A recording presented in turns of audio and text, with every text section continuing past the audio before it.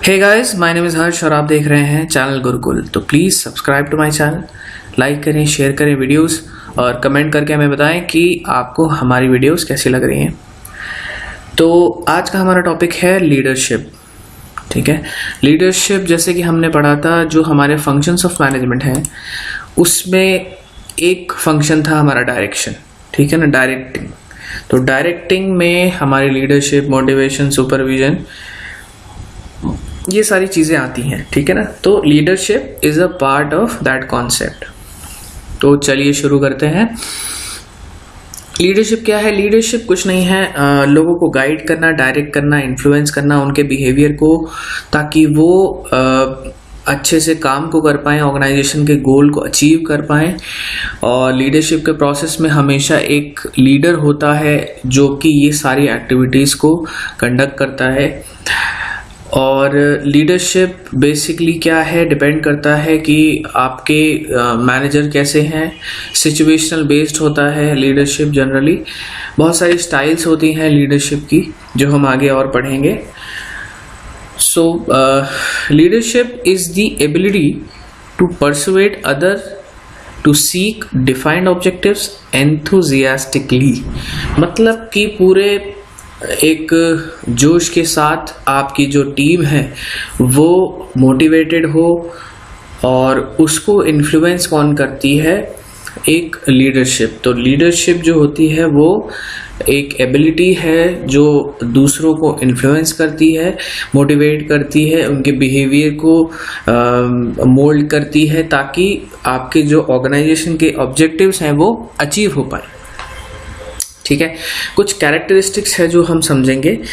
सो characteristics में it is an interpersonal process. तो interpersonal process basically ये होता है जहाँ दो या दो से अधिक लोगों का कोई कुछ भी इन्वॉल्वमेंट होता है, वहाँ पे इंटरपर्सनल प्रोसेस होता है। तो बेसिकली लीडरशिप जो है वो कोई इंडिविजुअल टास्क नहीं है, ये एक ग्रुप है, ग्रुप एक्टिविटी है।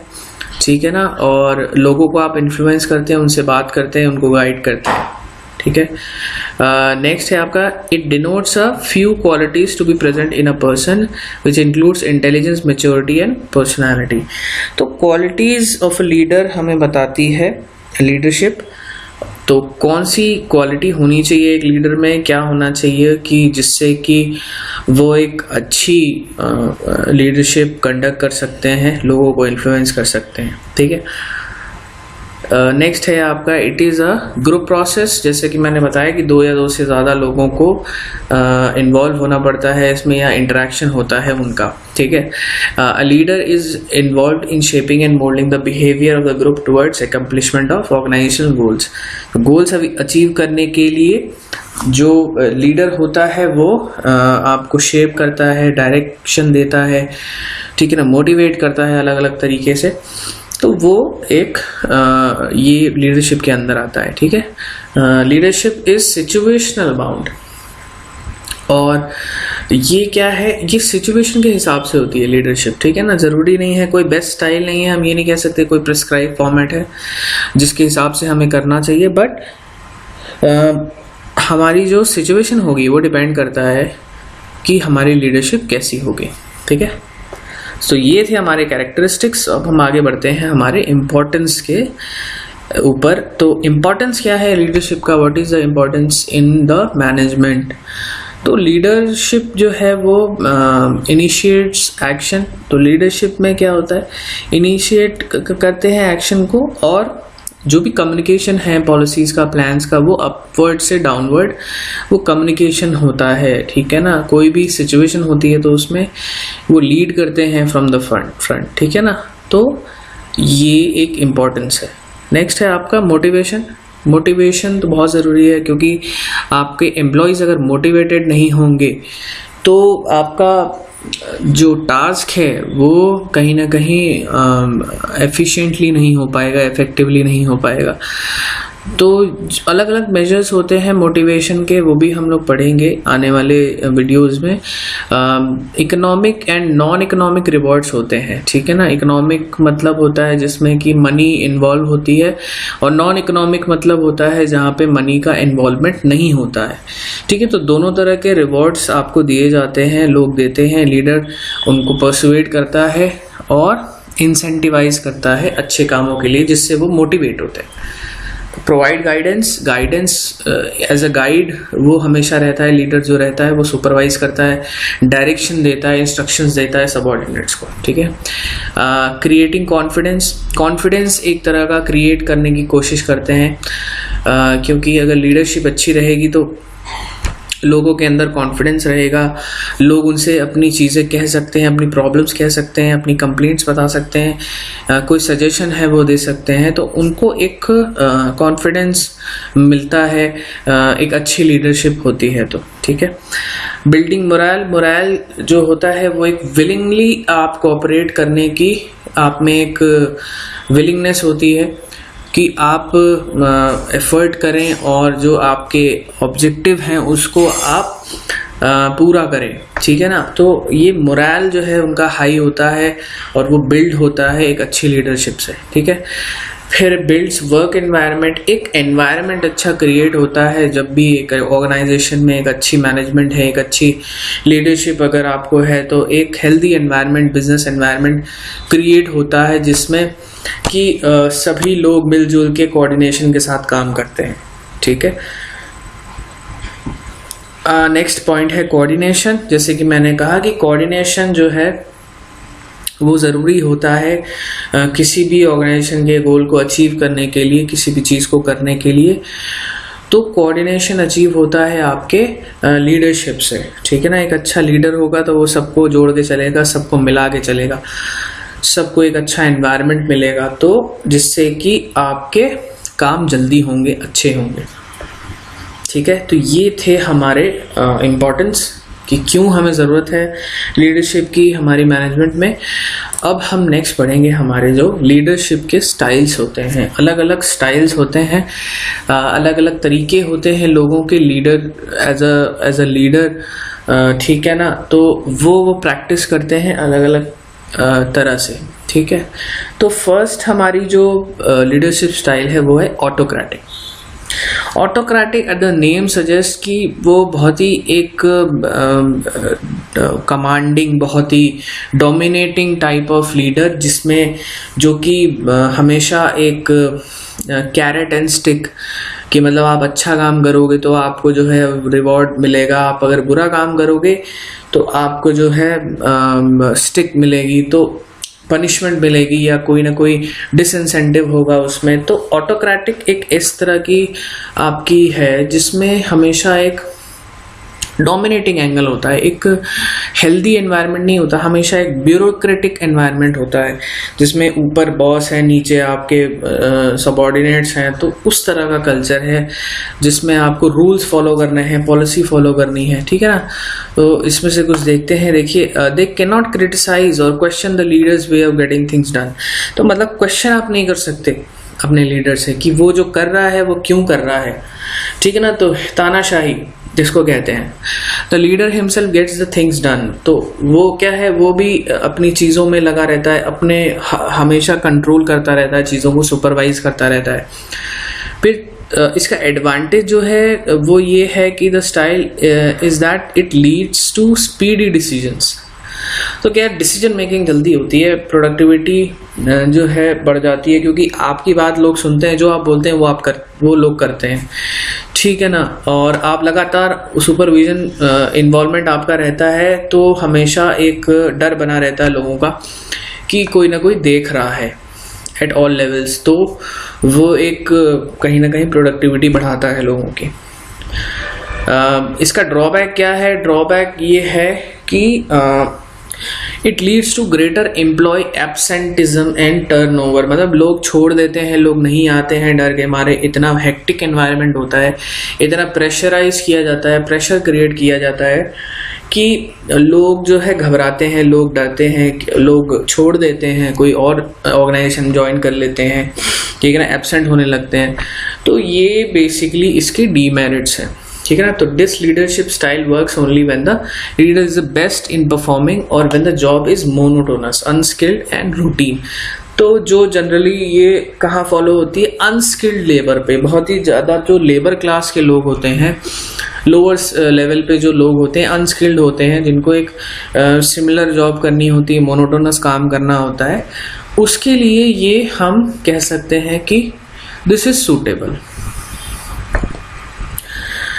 अब हमारा जो नेक्स्ट आता है वो आता है लेस फेयर, ठीक है ना। लेस फेयर क्या कहता है कि ये एक बहुत ही ज़्यादा फ्रेंडली एनवायरनमेंट क्रिएट आप कर देते हो, बहुत ही ज़्यादा आप फ्रेंडली हो जाते हो, लोगों को इन्वॉल्व करते हो अपनी चीज़ों में, और आप लोगों को छोड़ देते हो कि वो आराम से, आप ट्रस्ट करते हो लोगों पे कि वो अपने जॉब आराम से करेंगे। बहुत ज़्यादा सुपरविजन इसमें नहीं होता है, और है ना। तो ये बेसिकली आप देखिए कि इसमें लिखा है कि the leader totally trust their employees and the team to perform their job themselves. तो उनको छोड़ दिया जाता है कि ठीक है यार, तुम यू नो योर जॉब, मैं आपको ट्रस्ट करता हूँ, आप अपना काम अपने हिसाब से करो, ठीक है ना। He just concentrates on the intellectual rational aspects of his work and does not focus on management aspects of his work. तो वो सुपरविजन पे बहुत ज़्यादा नहीं करता है, किसी को देखना, सुपरवाइज करना कि काम हो रहा है नहीं हो रहा है। तो इस तरह के ये टेक्निक है, ये स्टाइल है इस तरह की, ठीक है। The team employees are welcome to share their views, provide suggestion which are best for the organization interest। तो जो employees हैं उनको suggestion के लिए वो open होते हैं, बहुत ही ठीक है ना। encourage किया जाता है कि आपको अगर कोई suggestion देना है organization के benefit के लिए तो you are most welcome। और ये जो स्टाइल है ये जनरली स्किल्ड, लॉयल और एक्सपीरियंस्ड लोगों के लिए सूटेबल है, कि जो जिसको आप मैनेज कर रहे हो, दे आर सेल्फ मोटिवेटेड हैं, वो स्किल्ड हैं, वो इंटेलिजेंट हैं, वो समझते हैं सारी चीज़ें, अपनी रिस्पॉन्सिबिलिटी जानते हैं, ठीक है ना। उसके लिए ये सूटेबल हो सकता है। नेक्स्ट आता है हमारा डेमोक्रेटिक, या उसको पार्टिसिपेटिव भी हम कहते हैं। अब इसको समझते हैं क्या होता है। The leader invites and encourage the team members to play an important role in decision making process. तो जो डिसीजन मेकिंग प्रोसेस है उसमें जो आपका लीडर है वो टीम मेंबर्स को इन्वॉल्व करता है, ठीक है। Through the ultimate decision making power rest with the leader guides the employees on what to perform and how to perform, while the employees communicate to the leader their experience and suggestions if any, ठीक है ना। तो वो guide भी करता है और वो सजेशन भी लेता है। तो एक तरह से कहीं ना कहीं ये मिक्सचर ऑफ द टू है। ऑटोक्रेटिक और लेजर फेयर को हम कह सकते हैं कि वो कहीं ना कहीं सुपरविजन भी हो रहा है और कहीं ना कहीं इन्वॉल्व हो रहे हैं आप डिसीजन मेकिंग प्रोसेस में भी। तो सजेशन भी, you are free to suggest something and there is proper guidance, proper direction from the leader, ठीक है। अब इसके एडवांटेज ये है कि it leads to satisfied, motivated and more skilled employees। तो ये एक सेटिस्फैक्शन प्रोवाइड करता है क्योंकि आपको डिसीजन मेकिंग प्रोसेस में इन्वॉल्व किया जा रहा है, आपको पार्ट समझा जा रहा है ऑर्गेनाइजेशन का, तो they feel like they are a part of the organization, they feel motivated, ठीक है ना। It leads to an optimistic work environment and encourages creativity को जो है वो ये एनकरेज करते हैं इस पर्टिकुलर लीडरशिप स्टाइल में, ठीक है। इसका जो ड्रॉबैक है वो ये है कि ये बहुत टाइम कंज्यूमिंग है। क्यों टाइम कंज्यूमिंग है? क्योंकि लीडर जो है वो सुपरविजन में भी इन्वॉल्व है और वो जो है वो कहीं ना कहीं डिसीजन मेकिंग प्रोसेस में भी बहुत टाइम लगेगा। क्यों? क्योंकि पीपल आर इन्वॉल्व, लोगों के अलग व्यूज़ होंगे, लोगों के अलग सजेशंस होंगे, आप उस पर कम्युनिकेट करोगे, उस पर बात करोगे, उसको एनालाइज करोगे, तो it takes a lot of time. जैसे ऑटोक्रेटिक में था कि भाई जो कह दिया वही मान लिया, तो वैसा सिस्टम नहीं है। यहाँ पे हमेशा एक डेमोक्रेटिक एनवायरनमेंट है, तो लोग पार्टिसिपेट करते हैं और लोग बताते हैं अपने सजेशंस, तो कोई भी डिसीजन या कोई भी चीज़ इम्प्लीमेंट करने में टाइम लगता है, ठीक है ना। It is time consuming. Next आता है हमारा ब्यूरोक्रेटिक। ब्यूरोक्रेसी जो होती है वो एक हमेशा एक आप जहाँ भी आता है आप ये समझो कि हमेशा there will be a order, there will be rules and regulations, policies, ठीक है ना, रिस्ट्रिक्शंस होंगे, ठीक है ना, ड्यूटीज होंगी, और एक हायरार्की होगी कहीं ना कहीं, ठीक है।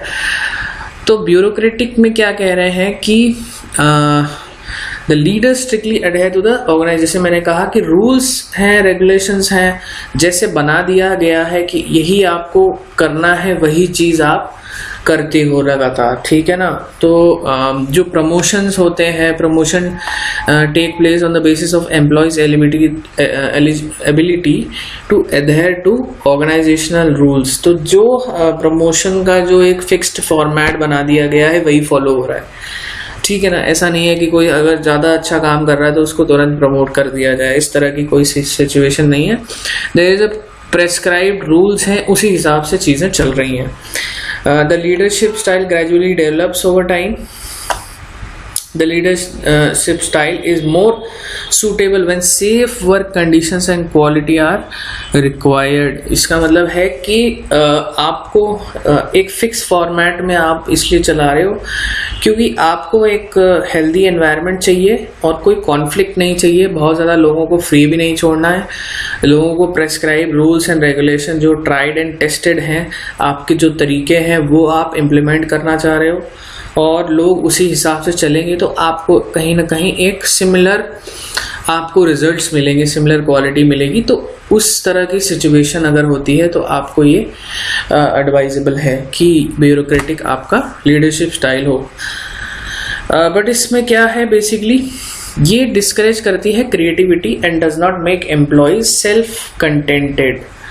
तो कहीं ना कहीं एक सेट चीज़ें हैं, सेट पैटर्न है, तो कहीं क्रिएटिविटी जो है वो लूज हो जाती है, कहीं ना कहीं उसको हम पीछे छोड़ देते हैं कि क्रिएटिविटी का कोई भी स्कोप नहीं रह जाता।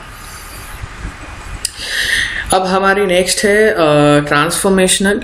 तो ट्रांसफॉर्मेशनल जो हम कहते हैं वो जो कि हमारी एक लीडरशिप स्टाइल है जिसमें this style is similar to the coach style in that it focuses on clear communication, goal setting and employee motivation। तो 2-3 चीज़ें हैं कि कम्युनिकेशन क्लियर होगा, गोल जो है वो पहले से डिफाइंड होगा और एम्प्लॉय को मोटिवेट किया जाएगा गोल अचीव करने के लिए, ठीक है ना। तो however instead of placing majority of the energy into each employee's individual goals, the transformational leader is driven by a commitment to the organization's objective। ठीक है, तो ट्रांसफॉर्मेशनल जो होते हैं वो बहुत ही अपने फोकस में रखते हैं ऑर्गेनाइजेशन के ऑब्जेक्टिव को, ठीक है ना। उसी तरह या उसी डायरेक्शन में वो सारे अपने चीज़ें करते हैं, सारे अपने कमिटमेंट्स वो करते हैं ठीक है।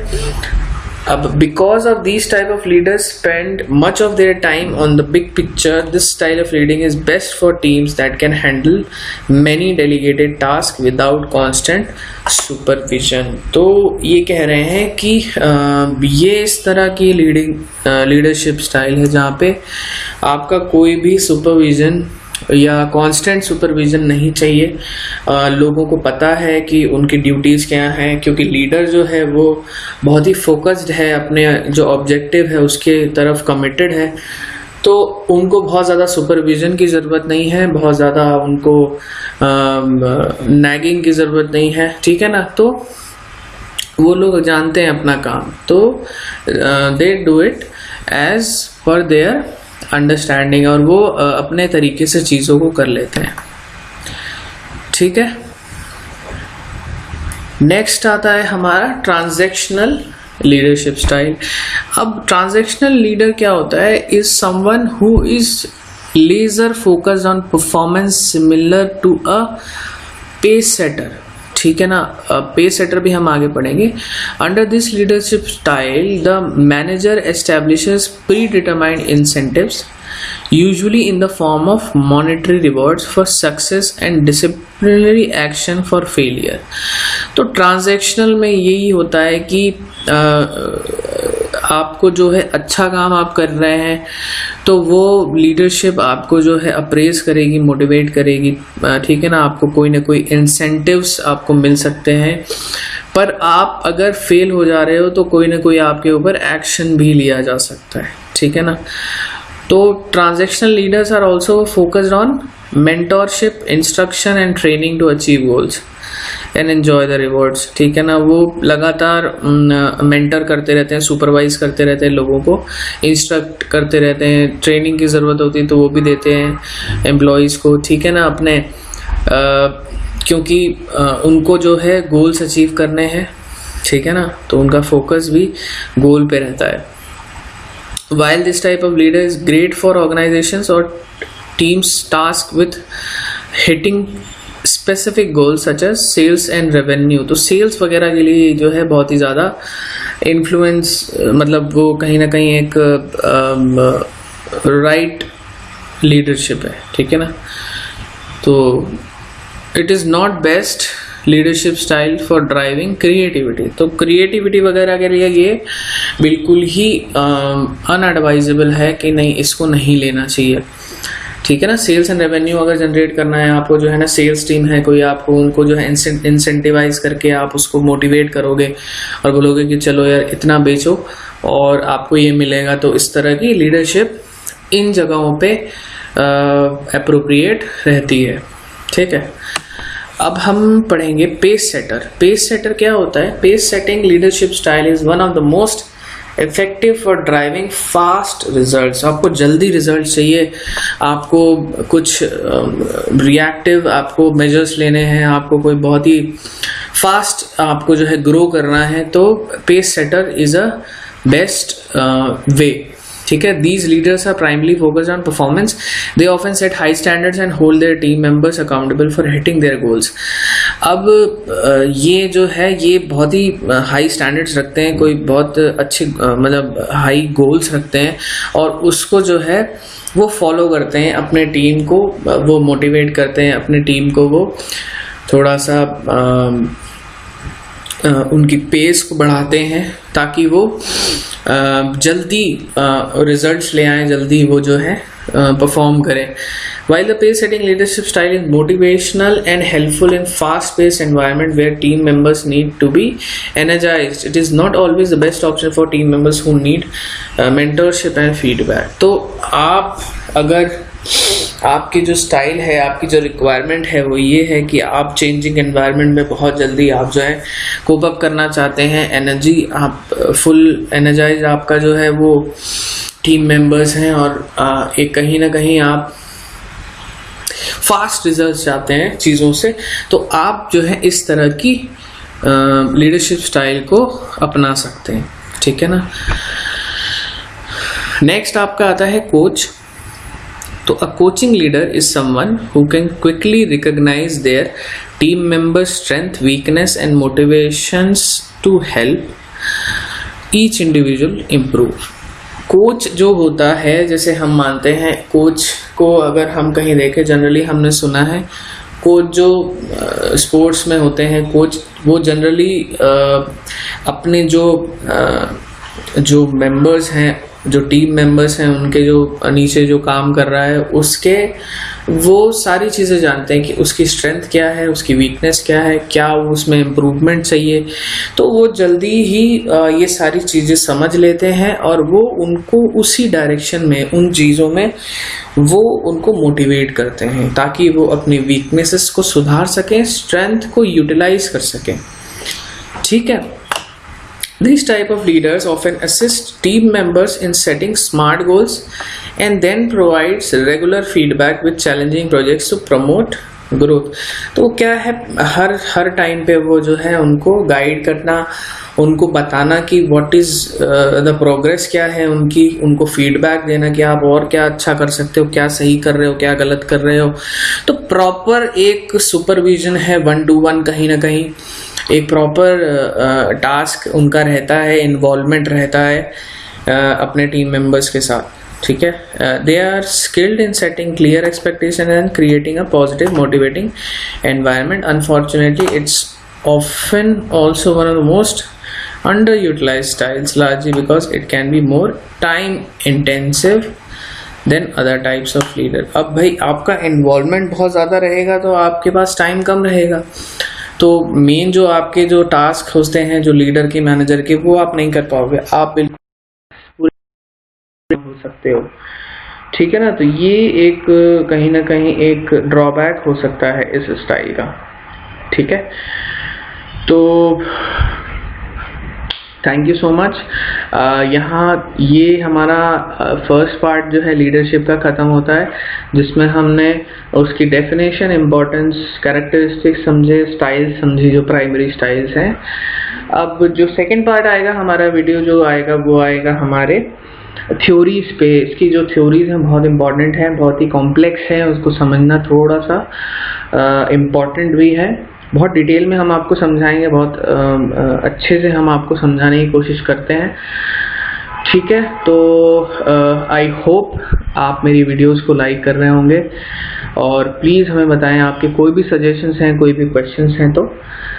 Thank you for watching my video. Please subscribe to my channel, like, share.